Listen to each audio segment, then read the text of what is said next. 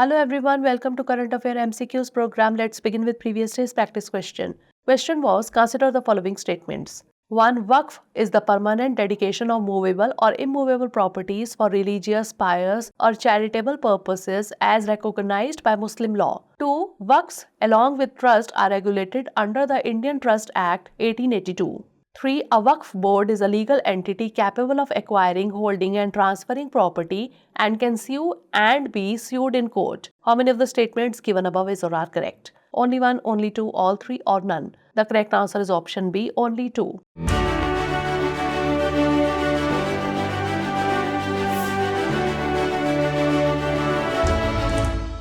Waqf is the permanent dedication of movable or immovable properties for religious, pious or charitable purposes as recognized by the Muslim law. Hence, statement 1 is correct. Waqfs in India are regulated by the Waqf Act 1995. Hence, statement 2 is not correct. A Waqf board is a legal entity capable of acquiring and holding and transferring property and can sue and be sued in court. Hence, statement 3 is correct. Hence, option B is the correct answer. Now, before starting today's episode, we have an announcement for you. Get 40% discount on all online pendrive courses, DLP and test series. To avail this discount, click on the link given in the description below.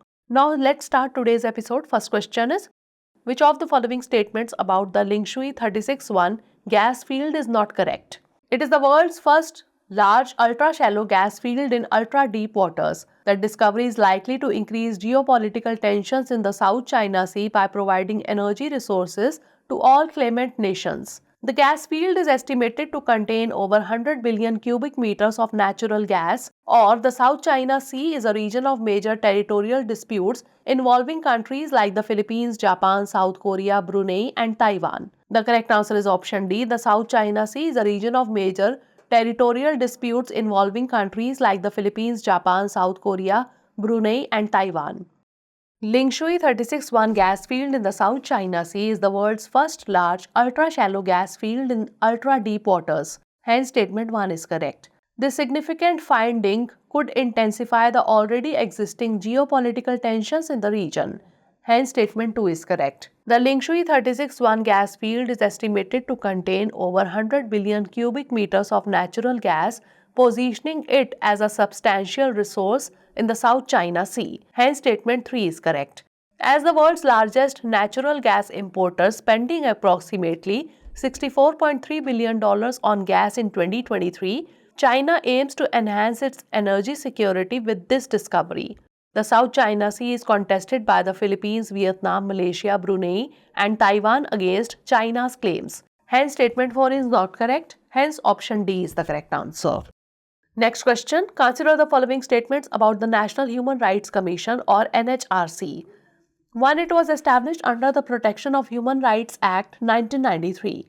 2. It consists of a chairman who is a former Chief Justice of India or a Supreme Court judge. 3. The chairman and members hold office for a term of 3 years or until they reach the age of 70. Which of the above statements is or are correct? 1 only, 1 and 2 only, 2 and 3 only, or 1, 2 and 3? The correct answer is option D, 1, 2 and 3. NHRC was established on 12 October 1993 under the Protection of Human Rights Act 1993. Hence, statement 1 is correct. It was amended by the Protection of Human Rights Amendment Act 2006 and Human Rights Amendment Act 2019. The commission consists of a chairperson, 5 full-time members and 7 deemed members. The chairman is a former Chief Justice of India or a Supreme Court judge. Hence, statement 2 is correct. The chairman and members hold office for a term of 3 years or until they reach the age of 70. Hence, statement 3 is correct. Hence, option D is the correct answer. Next question. Consider the following statements regarding the Ayushman Bharat scheme. 1. It aims at providing a health cover of Rs 5 lakhs per person of a household. 2. Pradhan Mantri Jan Arogya Yojana or PMJAY aims to provide financial protection for primary and secondary care to about 40% of India's households. Which of the above statements is or are correct? Only 1, only 2, both 1 and 2, or neither 1 nor 2? The correct answer is option D, neither 1 nor 2. That is, both the statements are incorrect. Launched in 2018, the Ayushman Bharat scheme offers a sum insured of Rs 5 lakh per family for secondary care and tertiary care. Hence, statement 1 is not correct. It is an entitlement-based scheme that targets the beneficiaries as identified by the latest socio-economic caste census data. The National Health Authority has been constituted as an autonomous entity under the Society Registration Act 1860 for effective implementation of PMJAY in alliance with state governments. The State Health Agency is the apex body of the state government responsible for the implementation of ABPMJAY in the state.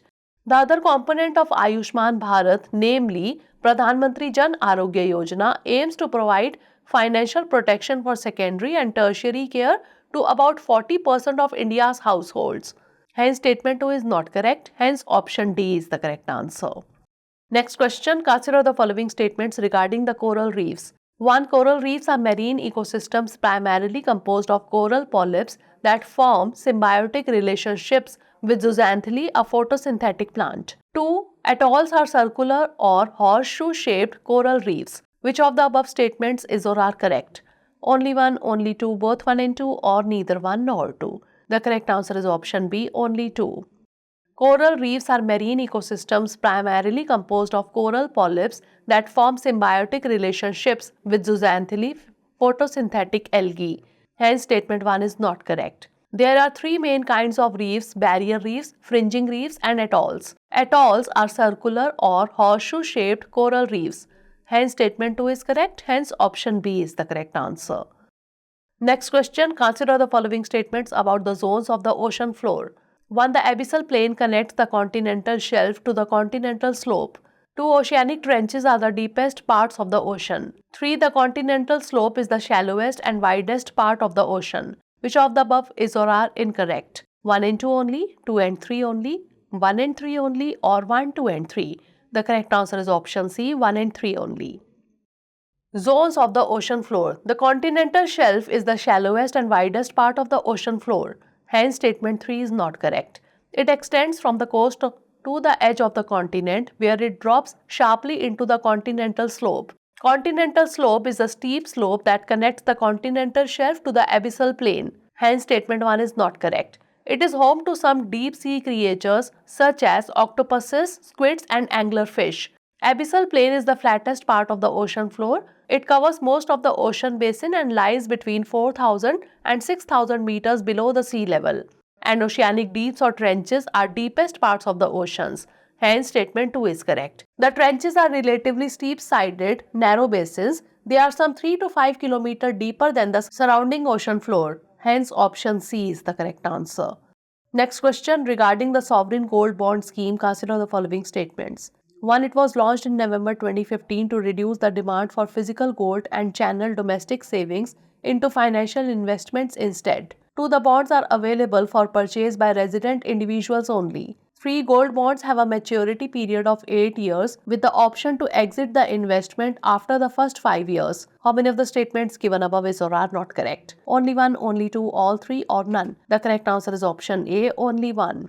Sovereign gold bond scheme was launched in November 2015 to reduce the demand for physical gold and channel domestic savings into financial investments instead. Hence, statement 1 is correct. The bonds are available for purchase by resident individuals, Hindu undivided families, trusts, universities, and charitable institutions. Hence, statement 2 is not correct. Gold bonds have a maturity period of 8 years with the option to exit the investment after the first 5 years. Hence, statement 3 is correct. Hence, option A is the correct answer. Next question, consider the following. Statement 1. The Union government has decided to expedite and streamline visa approval for Chinese technicians involved in manufacturing. Statement 2. The Union government's move is expected to ease complications, particularly for the 14 sectors under the production-linked incentive schemes. Which one of the following is correct in respect of the above statements? Both statements are correct and statement 2 is the correct explanation for statement 1. Both statements are correct and statement 2 is not the correct explanation for statement 1. Statement 1 is correct but statement 2 is incorrect, or statement 1 is incorrect but statement 2 is correct. The correct answer is option A. Both statements 1 and 2 are correct and statement 2 is the correct explanation for statement 1. The Union government has decided to expedite and streamline visa approval for Chinese technicians involved in manufacturing. Hence, statement 1 is correct. The Union government's move is expected to ease complications, particularly for the 14 sectors under the PLI schemes. Hence, statement 2 is correct. So, both statements 1 and 2 are correct, and statement 2 is the correct explanation for statement 1. Hence, option A is the correct answer. Next question.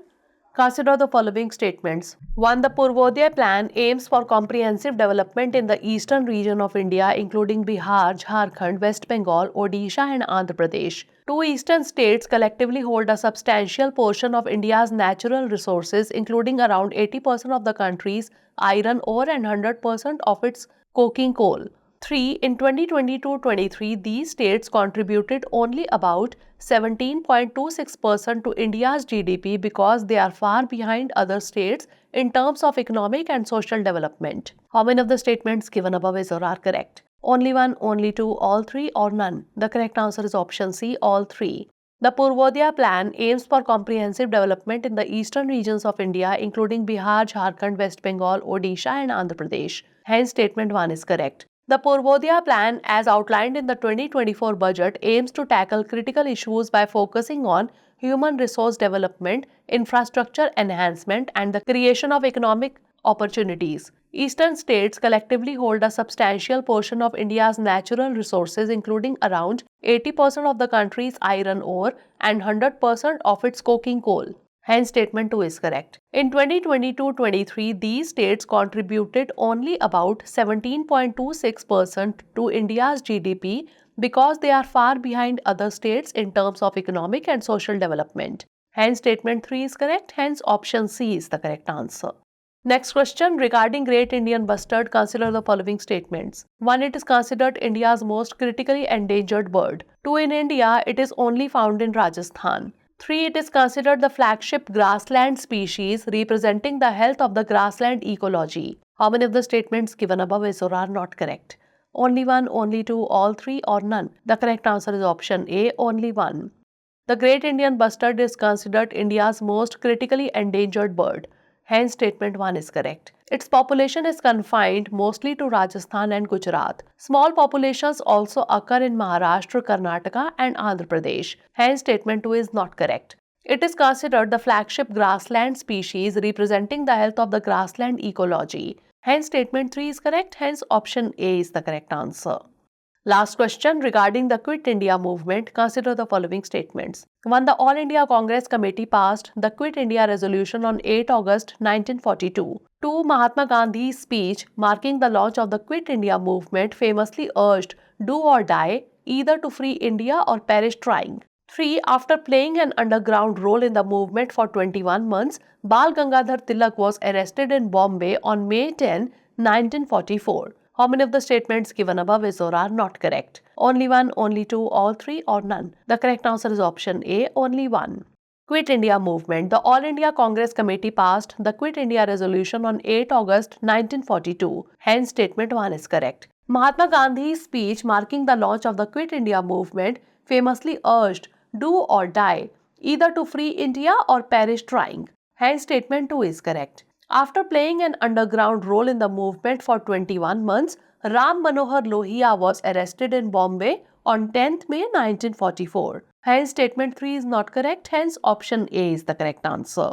Now, moving on to practice question. Consider the following statements. 1. Inflation targeting in India is a monetary policy framework that was adopted by the Reserve Bank of India in 2016. 2. An accommodative stance means the central bank is prepared to expand the money supply to boost economic growth. 3. A standing deposit facility is a liquidity window through which the RBI gives banks an option to park excess liquidity with it. How many of the statements given above is or are not correct? Only 1, only 2, all 3, or none? Send the answer of this question in the comment section. Stay tuned for the next episode. Thanks for watching. For more informative content, like, share and subscribe, and do not forget to press the bell icon to get the notifications.